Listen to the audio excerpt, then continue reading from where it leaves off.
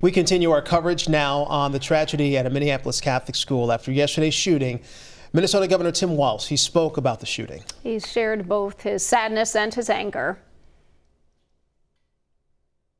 A wish that any of these words would make what you're feeling now better, but it won't. And we often come to these and say, these unspeakable tragedies, or there's no words for this.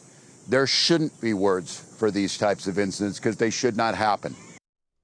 So we're joined now by family therapist and mid-morning contributor Dr. Corey Yeager. Dr. Yeager, thanks so much for coming in with us today. You hear the governor say there shouldn't be words for this because it shouldn't happen. And he's right, it shouldn't happen, of course.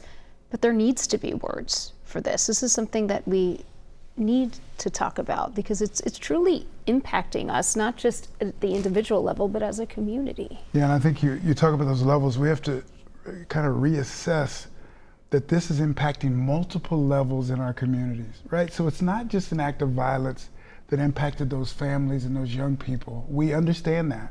But it's also, once again, the world is looking at Minneapolis saying, what's going on there? So it's impacted our collective community. So it's not just an isolated incident. We can no longer say these moments are isolated. They're not any longer isolated.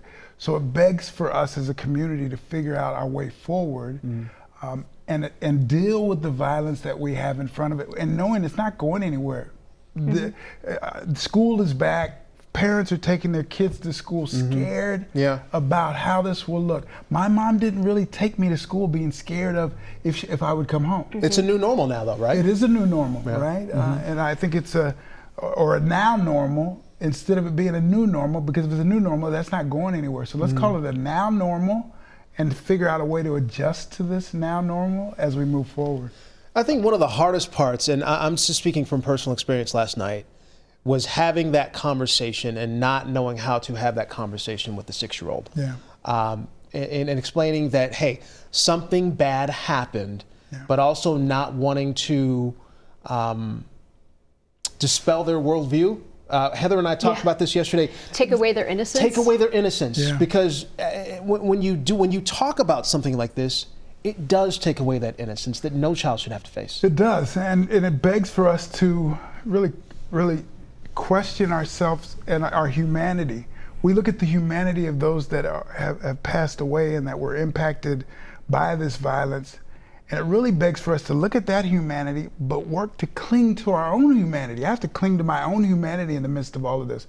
So if I'm working and fighting to cling to my own humanity, what are these babies dealing with every single day? They're looking at us as grown-ups, turning to us saying, how does this work? They're asking parents this morning, is this going to happen at my school? Right. You can count that there are parents that are in our community right now that are talking to their young kids this morning, and those kids are asking, is that going to happen at my school? And what is a parent left to say in that moment? Can they just say no? What do you say? What would you say? What would you say? I would have to say, son, daughter, these are the times that we're living in. School is something that we're going to figure out as we go forward.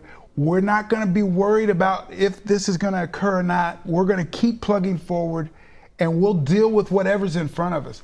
As a person of color, the issues that my grandparents had to deal with and their parents had to deal with, we had to some way make it forward. We had to some way make our way forward. We couldn't stop. And people are talking about hope. And I keep trying to figure out, all right, well, where do I stand with this idea of hope? My dad told me long ago, if you have a handful of bubble gum in one hand and hope in the other, you really only have a handful of bubble gum. This is a radical idea or thinking, and I don't know, I'm not shirking the idea of hope, but we must have action. Hope is not enough. That is not, it's insufficient in these moments to say hope is what we'll have, because hope is, there's no action connected to that. It's not tangible necessarily. Action, the tangible action, go ahead. Yeah, it doesn't seem like, though, you're talking about the action that people are calling for now. What the action that I'm hearing calling for is gun control, is those different types of tangible actions. I don't know if that's necessarily what kind of action I'm hearing you talk about. I think it's bigger and deeper than that action. So what are you talking about? I think that the action that we have to do is we have got to, as a community, take our world back. Look around, our world is crumbling. We have leaders that are laughing about dictatorship. We can dance around it all we want. I don't care who you support or who you don't. The idea that we are now living in a time that is very oddly moving in a different way, more than I've ever experienced in my 56 years, it feels different in this world. So the action that I'm talking about is how do we collectively come together and refuse for this to be our norm? How do we do this collectively and say, this is not going to be what we have as a norm in our community? That's the question that's harder to answer right there. It is. That's the one that we haven't been able to figure out at this point, right? That's exactly right. Because what we've done is focus on, all right, well, gun control. Well, we can have to really say, that hasn't worked to this point. Yeah. We can, once again, we can dance around it. That doesn't work to this point. So then at some point you have to say, okay, we keep pushing in this way. That doesn't work for us. This violence continues to unfold. What are we going to do then? We have to do something different. That's not working today. And I'm not saying in the long term that may be the answer. But for today and the violence that we face in this community today, we've got to do something different. What about right now, if someone's seeing this and feeling this and hearing this, where do you go for help if you need it? So as community members, I think that we have to turn within. I think that's a big thing that we have to do. I have to look in the mirror and say, all right, Corey, this morning I was looking in the mirror and saying, all right, so where do you stand with this? This is so heavy for all of us. Corey, where do you individually stand?